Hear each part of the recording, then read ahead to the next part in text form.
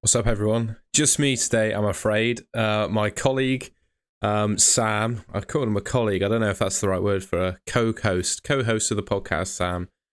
He swanned off to Florida, the swine, on a holiday. So, Sam, if you're watching this from Florida, hello, mate. I hope it's nice and sunny. It's been grey and horrible here in Britain today. So, yeah, I'm just on my own today. I've got the usual spiel for Sky Fantasy Football.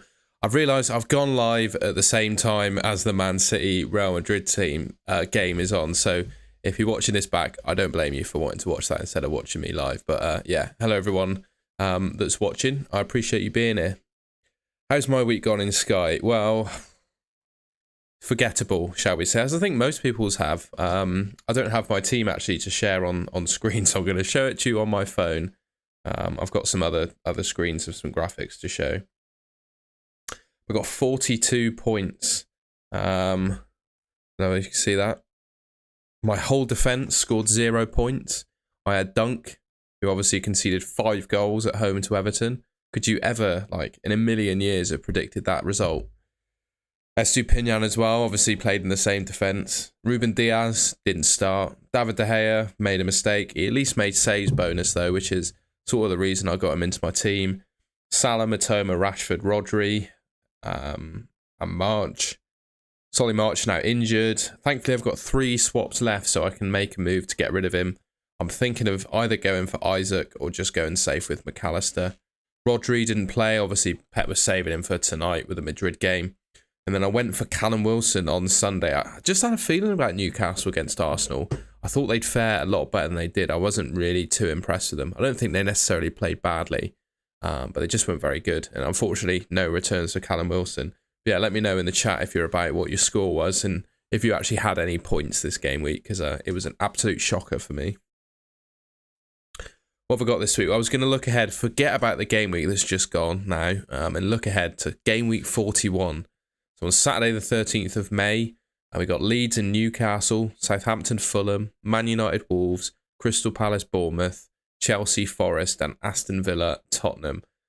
Now, I think in terms of captaincy on this day, it's a bit of a tough one, I think. Do you go...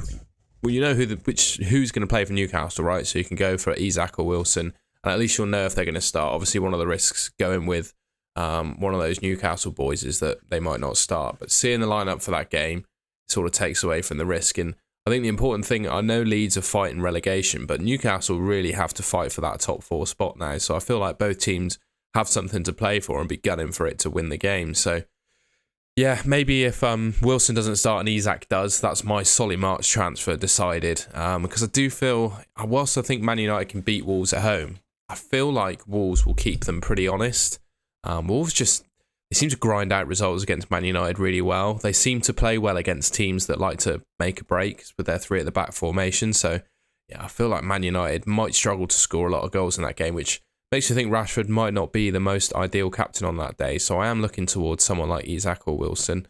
I think actually Mitrovic makes a return for the Southampton game. So if you're looking for a real differential, that could be an option. And beyond that, I mean, obviously Kane against Villa. Most people... I don't know if people would have sold Kane. I sold him for a Newcastle asset on Sunday. I just thought that Villa game, not much chance of a return in that one for Kane. I know he's been amazing in scoring, pretty much every game, so it's hard to say. Not expecting a return. But Villa have been really good, and considering the fixtures at Villa Park, I think similar to what Wolves will do to United, Villa will keep Tottenham very honest, and not sure Kane's going to... He might score 1 goal, but I don't think he's going to explode. Whereas, I feel like someone like Isak or Wilson could do that against Leeds. So, yeah, I think it'll either be Rashford or a Newcastle player. For me, Sunday the 14th of May, I think Haaland's going to play. He's going to play the 90 minutes as well, to be honest. And we get to see the lineups. So I'll be captaining him. I think Arsenal could fare well against Brighton. We'll see actually how that game goes. I think it'll be quite interesting. I think both teams will probably score goals. Who actually comes out on top at the moment, I'm a little bit unsure. I know Brighton just got absolutely demolished by Everton, but I do expect them to bounce back in that fixture. And obviously Brentford, West Ham I don't have anyone from that, but Ivan Toney could be, a good option. But I don't think you can look past Haaland at Everton. And then Monday the 15th of May, we got Leicester against Liverpool. Again, I don't think you can really look past Mo Salah for that game. Although I do feel like Trent could be a good alternative if you have him. I feel like he will get passing bonus in that game. It's just whether he keeps a clean sheet. But obviously, with Trent, he's got more than just clean sheets in his arsenal. We can get attacking returns as well. But yeah, I just feel I don't have Trent, so it'd be Mo Salah for me. Then Thursday, we got Newcastle and Brighton. That's a tricky one, to be honest, because a lot of us are going to have a Newcastle striker and own quite a lot of Brighton players because they've got the most fixtures till the end of the season. So exactly who we captain on that day, I think, will depend on how the results on Saturday and Sunday go, really. How Brighton actually turn up against Arsenal and how Newcastle turn up at Leeds. I don't think I'm particularly sold on one single player to captain on that day. I feel like Newcastle could score, so that probably negates Dunk's upside. Mitoma, he's a good option always, as are the Newcastle strikers. So I think I'm going to wait and see on that day as to who I'll captain. But yeah, let me know in the chat what you think of those, my thoughts there. It's just me today, so I've got no one obviously to go back and forth with and tell me if I'm being an idiot. Just a quick look at the Draft Hound clean sheet odds. I always think it's useful just to have a look at what the predictions are for a clean sheet. And none of us are going to have Chelsea defenders, I can't imagine, but they're the top team this week for a clean sheet. 52% clean sheet odds against Forest, Man City 50% against Everton, United 45 against Wolves, Palace 38 against Bournemouth, Brentford, Newcastle, Liverpool and Arsenal are the other teams above 30%. Usually when I do these streams and go through these stats on a video, I never like to lean on a team that are below 30% for a clean sheet. I just feel like those odds are so low that you can't really bank on it at all. But yeah, just thought it'd be interesting to have a look at those clean sheet odds. Sound like a radio host then, didn't I, going through the... you see I'm well rehearsed at making YouTube videos now. So into the top 1K ownership. No surprise that Erling Haaland tops the list of that lot. Salah a close second, 94.7%. Rashford in third, 89.7%. 83% have got Lewis Dunk. 78 on Kieran Trippier. 72 on Harry Kane. 41 on Gabriel Martinelli. And 38.9% are going to have to use a transfer, including myself, on Solly March. It's probably a bit of time to discuss who's the ideal replacement, really. I feel like McAllister hasn't been getting a lot of love in Sky. I saw a few people... well, you would be sharing it if you had him captain, wouldn't you? So that's probably why I saw a few on Twitter. But I feel like with Solly March, I feel like a sideways move to McAllister makes sense. In fact, I've just said not that many people seem to have McAllister. They're pretty equally owned. So I'd imagine McAllister's ownership is going to absolutely rocket up for this game week. Just thinking like alternatives. I mean, maybe you could go for one of the Newcastle strikers if you've got the cash.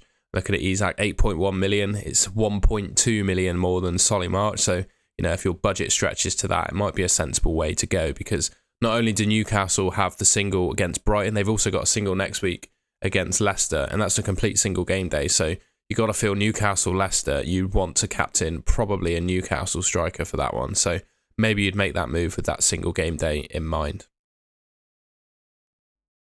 By the way, all of these stats are courtesy of FF Stuff. Frank at FF Stuff is an absolutely fantastic resource for anything Sky Fantasy Football related, and I take no credit for these graphics. They're all pulled off of his website before I get in trouble for that. Absolutely, go and visit FF Stuff. And then I just thought it'd be useful to see who was brought in over the last weekend, really. It doesn't look like there was a great deal of transfers actually made. Callum Wilson, 112 moves in for him. Isaac had 100, Bruno had 97, De Gea 91. It's nice to see De Gea getting a bit of love. I've been bigging him up on my YouTube videos recently. And yeah, it's nice to see him getting a bit of love. Obviously, Man United, decent defensively. I feel like that Shaw and Lindelof, you know, centre-back partnership has been working. It's just individual mistakes have let United down. And obviously, De Gea has the backup of saves too. 50 people bought Jason Steele. You'd be disappointed with him. Oh, and you can see the rest of the buys there. I'll just have a quick look at the chat. Daniel, mate, it's good to have you. And yeah, neither have I. I had 4 Brighton players in my Sky Fantasy Football team, mate. So tripled up in both Fan Team and FPL as well. So yeah, an absolute nightmare. I think Wing, mate, it makes sense to sell March with your 2 transfers left. I mean, he's a dead asset all season, in my opinion. I mean, you know, he hobbled off the pitch with a hamstring injury. And for me, if he's like pulled a hamstring, it's a month, usually about a month to get better from that. Like to get fully back to playing football. So I feel like, yeah, March to Wilson, or I prefer Isaac if you're on a low transfer count, because you got to feel that Isaac is not much of an injury risk. I know he spent a big portion of this season on the sidelines, but Wilson's injury record is absolutely woeful. So if you can afford Isak, I think I'd favour him. But if you can't, Wilson's fine. And I think it makes sense to make that move because, yeah, you could captain Wilson against Leeds, you could captain him against Brighton, and you can captain him against Leicester next week with a single. So I think that move makes sense for you, Wing.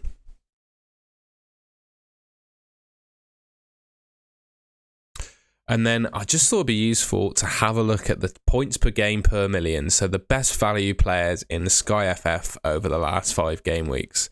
And this guy, I haven't even considered him at all. But Dwight McNeil is currently the most valuable player in Sky across the last 5 game weeks.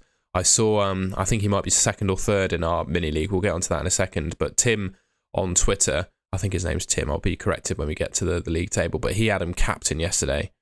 So yeah, it's interesting to see that Dwight McNeil is the most valuable player in Sky Sports fantasy football recently.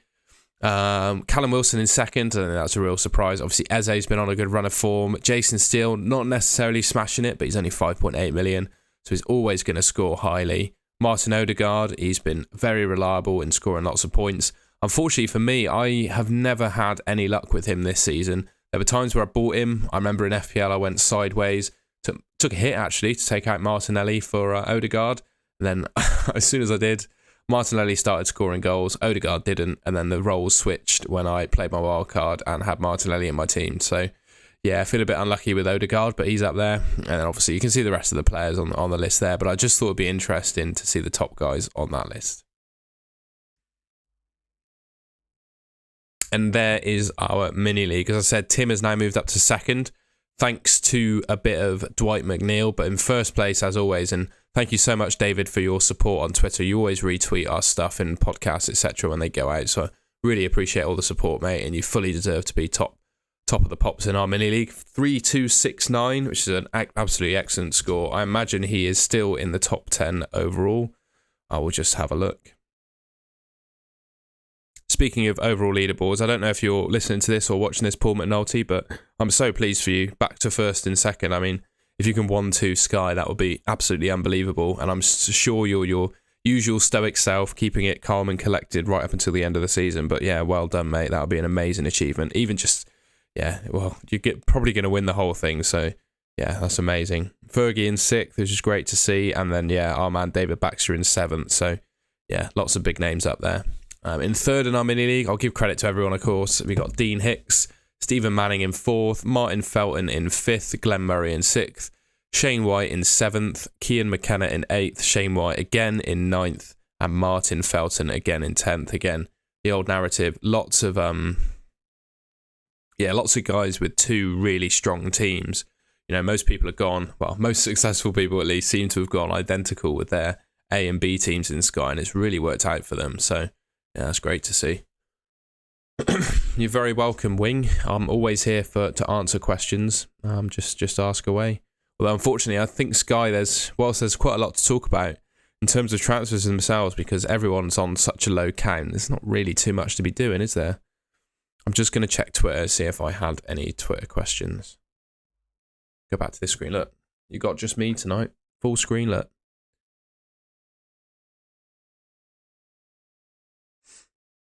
Yeah, Mitch is asking the same question as Wing did, but he's only got 7.2 million for a March replacement. He's just thinking going for Shah or Matoma. I think I'd just go Matoma, mate. I know his form has not been amazing in recent games, but of like all those Brighton attackers, I still feel like he's the strongest. Fabian, I'm not sure on Shah. Newcastle conceding goals. Yeah, I'm just not entirely sure on him. And he went off the pitch with a bit of a knock yesterday. He didn't get subbed off, but he picked up a knock. I remember seeing it live, and yeah, I don't think he's going to be out for next game, but he might just be carrying a little niggle. So for me, I think Matoma for sure. Even though the fixtures are tough, Arsenal and Newcastle, I still feel like Matoma could get something and give I'll certainly give Ben White some problems, and probably Kieran Trippier too.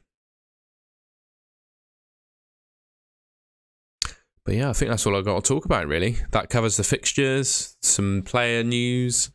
It's about half as long as normal because we've got half the people recording the podcast. We got no Sam this week. I think Sam's actually away for a couple of weeks, so I'll be at a loose end next week as well. So if you're watching this and want to just come on the pod and have a chat with me, I've absolutely no issue with that at all. Well, I'd more than welcome people coming onto the pod, to be honest. So yeah, let me know in the comments, or just message me on Twitter down there if you want to come on next week. Yeah, I'll probably do another one by 8 p.m. Tuesday, Wednesday time. So if you can make that time, let me know. All you need to do is join a Zoom call, and yeah, we can do a pod. But yeah, let me know if you want to do it. Shannon asked an FPL question, but I'll be really nice. I think you should keep him. That double game week in FPL is good, in my opinion. Leeds and Brighton, I think you could see 2 clean sheets for Newcastle there. But likewise, yeah, I mean, you saw the clean sheet odds yourself. I think they're pretty decent for Newcastle. I think you could see at least 1 clean sheet for them. Right, thank you everyone for watching. As I said, yeah, if you're watching this back or whatever and want to join me live next week, just give me a shout on Twitter. We'll try and get you on. Peace.